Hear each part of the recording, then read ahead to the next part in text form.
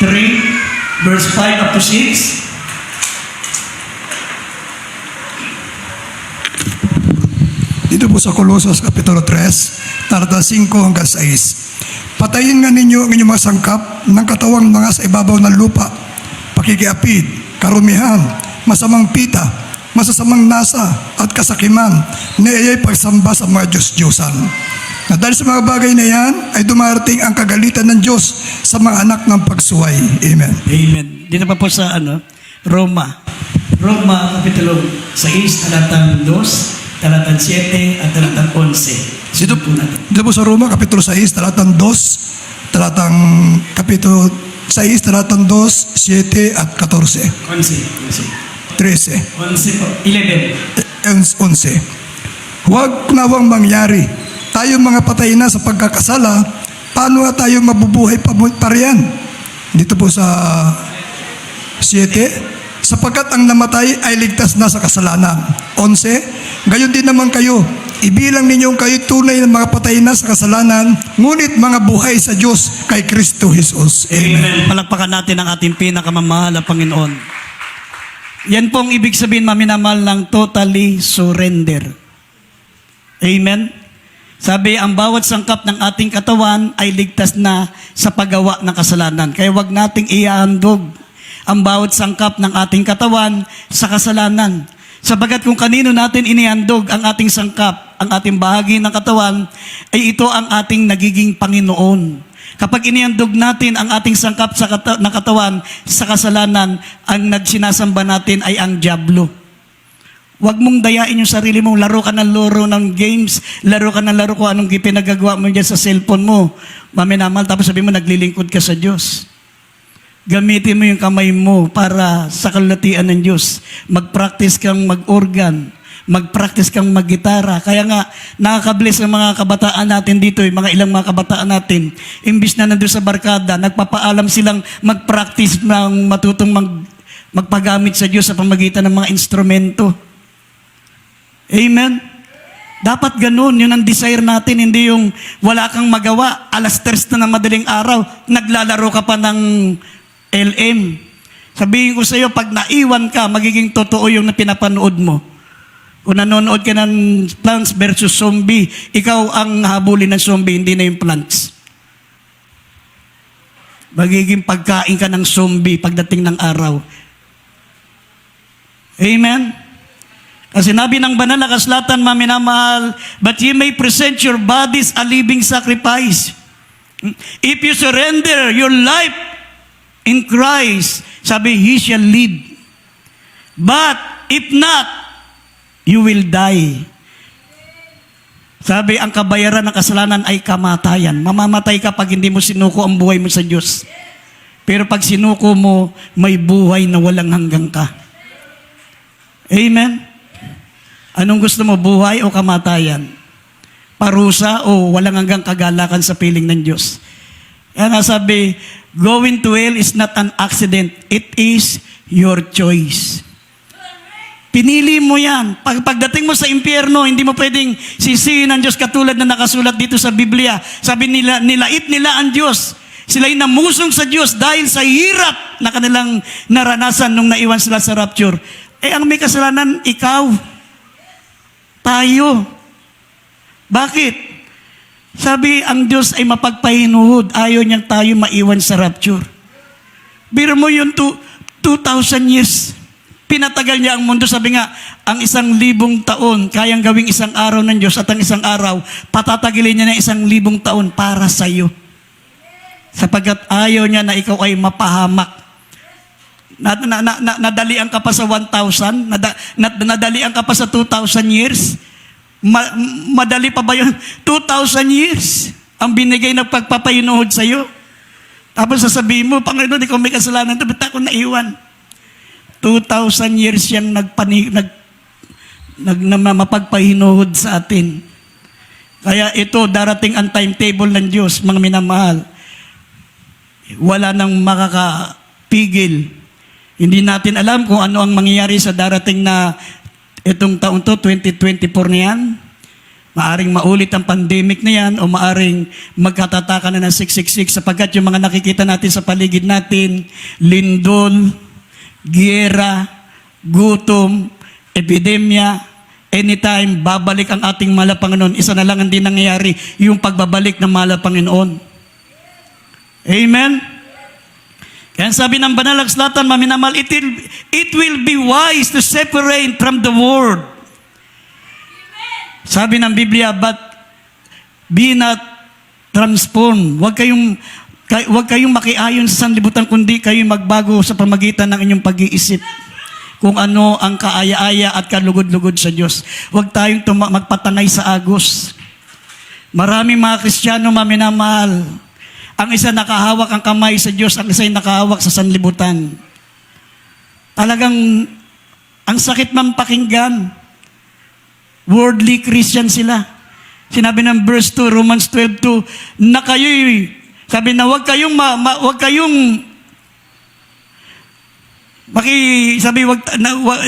being separate, na huwag tayong makiayon sa gawa ng sanlibutan, kundi, sabi, mag-iba kayo sa pamagitan ng pagbabago ng inyong pag-iisip upang mapatunayan nyo kung alin at kaya-aya at lubos na kalooban ng Diyos. Huwag tayong magsiayon sa libutan. Tignan niyo uso sa libutan. Nakikiuso tayo. Ang dami mga Kristiyano ngayon nakikiuso sa libutan.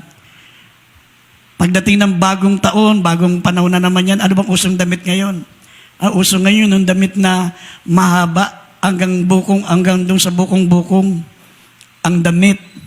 Pero yung hiwa hanggang doon naman sa binti. Anong usong buko yan? Ang usong ngayon, yung kulay cotton candy, yung buhok, papakulayan ng kulay cotton candy. Kung ano yung uso. Marami mga Kristiyano nakikiuso. Amen? Yun talaga mga minamahal ang nangyayari sa panahon natin, sa ayot sa gusto natin, o tanggapin man natin o hindi. Maraming Kristiyano nakikiayon sa gawaing makasanlibutan. Sinabi ng Biblia, huwag niyong ibigin ang sanlibutan, niya mga bagay dito sa sanlibutan, sapagkat ang lahat ng mga nasa sanlibutan, sabi, ito ay sa dyablo. Ang lahat ng sanlibutan, sabi, pita ng laman, pita ng mata, at kapalaluan sa buhay. At ito ay hindi sa Diyos, kundi ito ay galing sa laman, sa dyablo. Sabi ng 1 John 2:15 hanggang 17. Huwag tayong makiayon sa gawaing makasanlibutan. Amen? Sabi ng John 15:19, hindi tayo taga-sanlibutan. Kaya ang sanlibutan ay napupuot sa atin. Tayo'y taga-langit.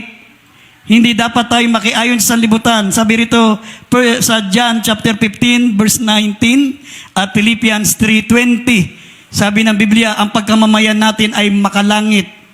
Pag nakita ng Diyos, nakikiayon ka sa gawaing makasanlibutan, iiwang ka niya kasi taga-sanlibutan ka na. Basahin natin ito, maminamahal. John 15:19 at Philippians 3:20. Dito po sa Juan Kapitulo 15, talatang 19. Kung kayo taga-sanglibutan, ay ibigin na ang sanglibutan ang kanyang sarili, ngunit sapagkat kayo hindi sa sanglibutan, kundi kayo hinirang ko sa sanglibutan, kaya't napupuot sa inyo ang sanglibutan. Pilipos, Kapitulo 3, talatang 20.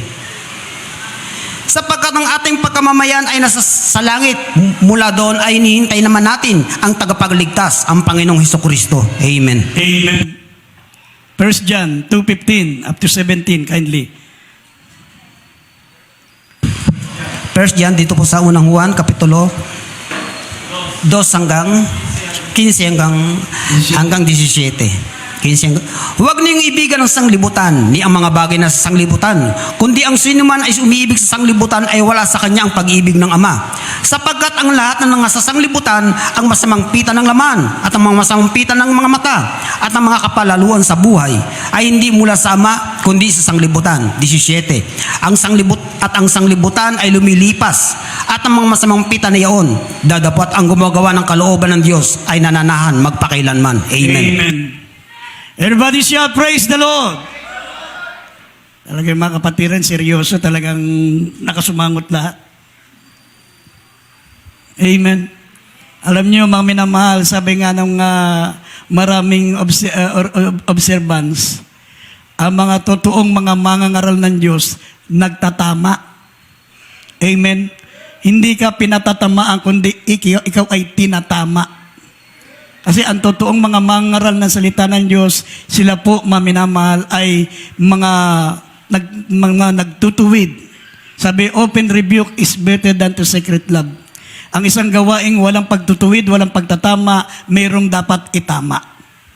Doon sa mga preacher na hindi nagpipreach ng pagtutuwid, pagtatama, mayroong dapat itama doon sa preacher. Pero pag ang preacher nyo nagtuturo ng righteousness, nagtuturo mga minamahal ng holiness, nagtuturo mga minamahal ng fear of God, matuwa kayo, dadaling kayo sa langit niyan. Amen. Sabi ng banal na kasulatan, mga minamahal, huwag nating ibigin ang sanlibutan. Hindi tayo taga sanlibutan. At ang sanlibutan ay lilipas. Ngunit ang gumagawa ng kalooban ng Diyos ay mananatili. Sabi sa Exodus 23 verse 2, thou shalt not follow a multitude to do evil.